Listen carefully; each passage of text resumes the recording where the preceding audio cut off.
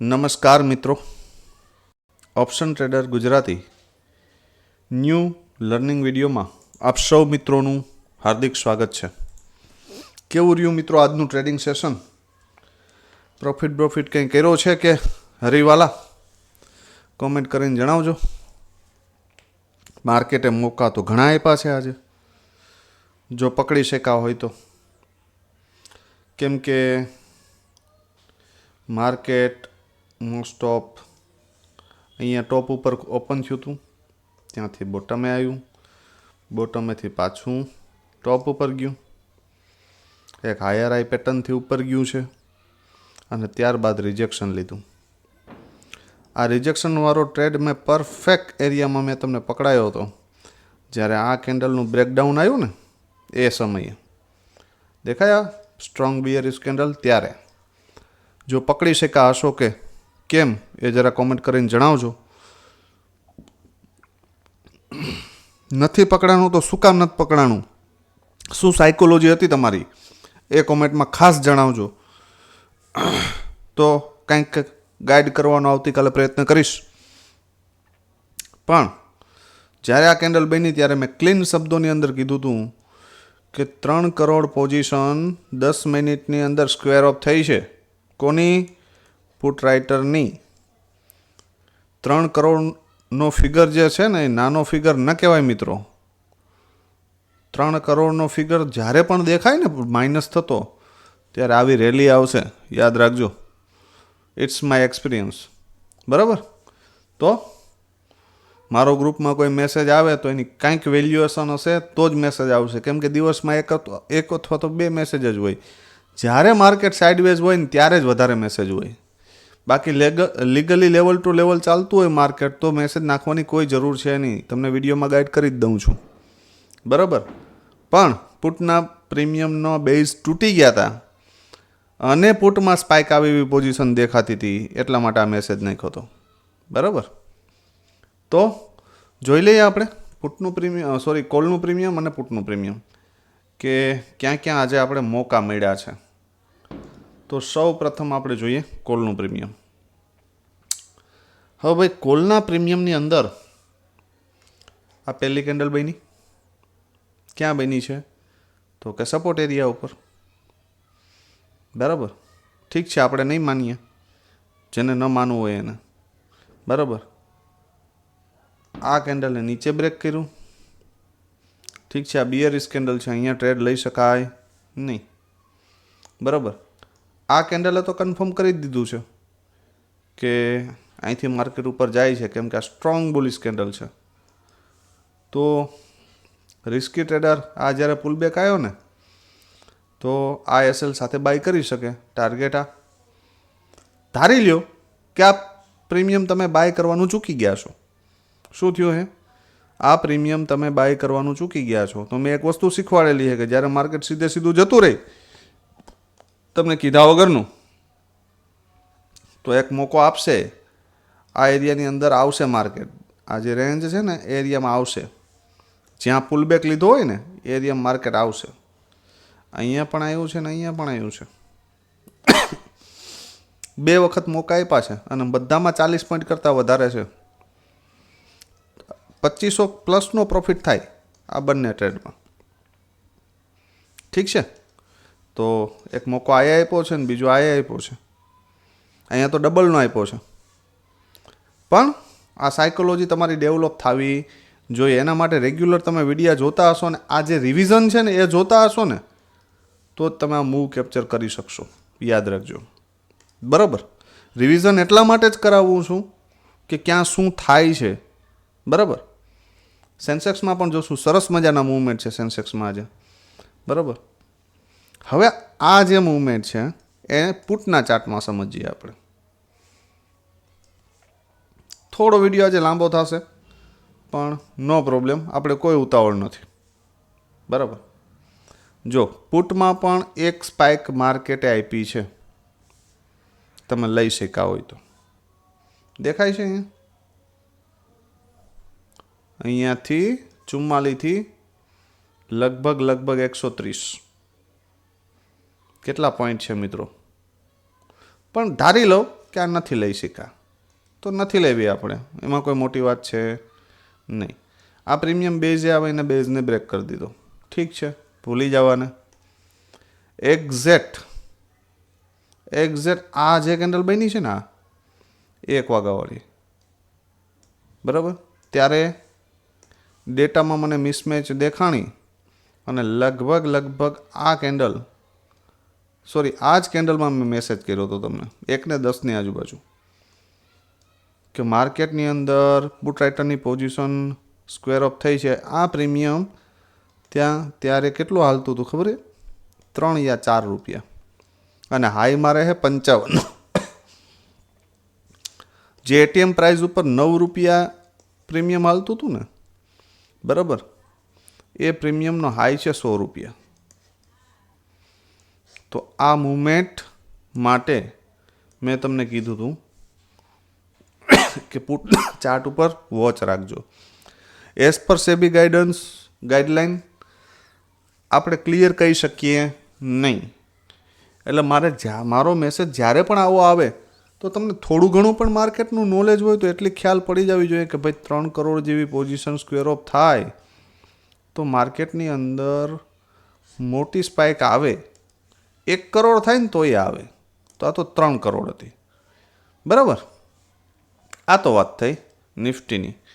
10x fund થયું છે મિત્રો પુટના પ્રીમિયમની અંદર, જે મિત્રો બેઠા હશે અને ખ્યાલ હશે, બરાબર.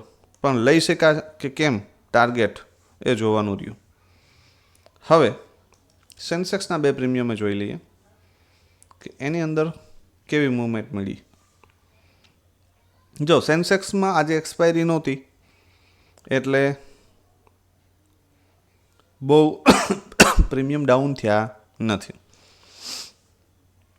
સેન્સેક્સમાં મેં તમને એક વસ્તુ કીધી હતી કે માર્કેટ જો અહીંયા સપોર્ટ લેતું દેખાય ને 373, કાલનો વિડીયો સાંભળી લેજો, બરાબર, તો 536 સુધી જઈ શકે.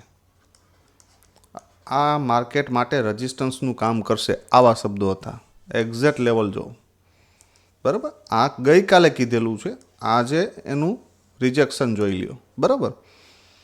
એક સ્પાઇક 373 થી 536 આપી દીધી કોલ પુટની અંદર પહેલી. સેકન્ડ, ધારી લ્યો કે આ પ્રીમિયમ અહીંયા હોલ્ડ કર્યું છે, તમે અહીંથી ટ્રાય પણ કરી છે, તો તમારો એસએલ 30 પોઈન્ટનો હશે ને ક્લોઝિંગ બેઝ ઉપર, એ પણ જતો નથી અને કદાચ જતો પણ રહ્યો, ઠીક છે, માની લઈએ આપણે કે જતો રહ્યો એસએલ. તો આ બુલિશ કેન્ડલથી જે અહીંયા શું કર્યું છે, આપણા લેવલને બ્રેક કર્યું છે. સ્ટ્રોંગ બુલિશ કેન્ડલ છે આ મિત્રો. બુલિશ કેન્ડલથી બ્રેક કર્યા પછી આપણા લેવલને રિટેસ્ટ કર્યું છે 237 ને, અને અહીંયાથી સીધો ટાર્ગેટ 373, બરાબર. તો એક મુવમેન્ટ આ, બીજી આ, આમાં આપણો એસએલ જાય છે, દઈ દેવાનો 20-25 પોઈન્ટમાં લઈ જશે. શું લઈ જશે બીજું? આનાથી વધારે કાંઈ લઈ જવાનું નથી. ટાર્ગેટ જશે તો 150 પોઈન્ટ 200 પોઈન્ટ ના આપશે. એસએલ દેવાથી ક્યારેય નહીં બીવાનું. હવે જોઈએ કોલનું પ્રીમિયમ. લેવલનું મહત્વ શું છે ને, એ આ ચાર્ટની અંદર હવે તમે જોઈ શકો. આ પ્રીમિયમ ક્યાં ઓપન થયું તો કે અહીંયા તો ઉપર ઓપન થયું છે. મેં ગઈકાલના વિડીયોમાં કીધું હતું કે આ પ્રીમિયમ અહીંયા આવે, સપોર્ટ લેતું દેખાય તો ફર્સ્ટ ટાર્ગેટ આ 423 થી 602, 175 પોઈન્ટ્સ, 3400 રૂપિયા એક લોટમાં. કેટલા? એક લોટમાં 3400 રૂપિયાનો પ્રોફિટ. ખાલી ઓનલી 1 લોટની વાત કરું છું. પણ આ લેતા શીખી જાઓ કે યા તો ટાર્ગેટ લેવો છે યા 20-25 પોઈન્ટ 30 પોઈન્ટનો એસએલ દેવો છે, પણ કેવો? ક્લોઝિંગ બેઝ ઉપર, બરાબર. કે ધારો કે તમે આ એસએલ અહીંયા રાખીને બેઠા હોય તો નક્કી કરી લેવાનું કે આની નીચે કોઈ એક કેન્ડલનું ક્લોઝિંગ આવશે ને તો હું નીકળી જઈશ. પણ એન્ટ્રી તમારી ક્યાં હોવી જોઈએ? અહીંયા એન્ટ્રી લઈ અને આવડો એસએલ આપવાનો નહીં, આ યાદ રાખવું, બરાબર. એન્ટ્રી તમારી એક્ઝેક્ટ અહીંયા હોવી જોઈએ તો થાય, તો તમે આને ક્લોઝિંગ બેઝ ઉપર રાખી શકો અને શોર્ટ એસએલ આવે, બરાબર. તો આ તો વાત થઈ કોલના પ્રીમિયમની. અહીંયાથી અહીંયા રિજેક્શન લીધું ને સીધું ક્યાં આવ્યું? અહીંયા. જે મિત્રો સેલિંગ કરતા હોય એના માટે કાંઈ ફાયદો જ છે કે આ રિજેક્શન કેન્ડલ આવી, આ રિટેસ્ટ આવ્યું, અહીંથી કરો સેલ, આ તમારો એસએલ અને આ તમારો ટાર્ગેટ. મજા. તો આ તો વાત થઈ ગઈકાલની. હવે વાત કરીએ આજે આપણે હવે શું કરવાનું છે. સૌ પ્રથમ હવે આપણે કાલથી સેન્સેક્સ તરફ જશું. બરાબર, 2 દિવસ આપણે એને ભૂલી ગયા હતા. આજથી યાદ કરી લઈએ પાછું. હું ભૂલી ગયો હતો, તમારી મને ખબર નથી. બરાબર, હવે સેન્સેક્સ માટે અપસાઇડનું સ્ટ્રોંગ લેવલ 76,339. આને બ્રેક કર્યા પછી અહીંયા જઈ શકે 76,876. આ માર્કેટ માટે સ્ટ્રોંગ રેઝિસ્ટન્સ છે મિત્રો, યાદ રાખજો. બરાબર, અને આની ઉપર નીકળ્યા પછી જ 77,338 અને 77,795 આ 2 લેવલ જોવા મળી શકે. બરાબર, ડાઉન સાઈડ માટે 75,940 મતલબ કે 76,000નું રાઉન્ડ લેવલ. આની નીચે જાય તો 75,500 લેવલ ડ્રો નથી કરતો, પણ ફર્સ્ટ 500 અને પછી 75,281 આ સેકન્ડ ટાર્ગેટ. આની નીચે જશે તો 75,000નું રાઉન્ડ લેવલ.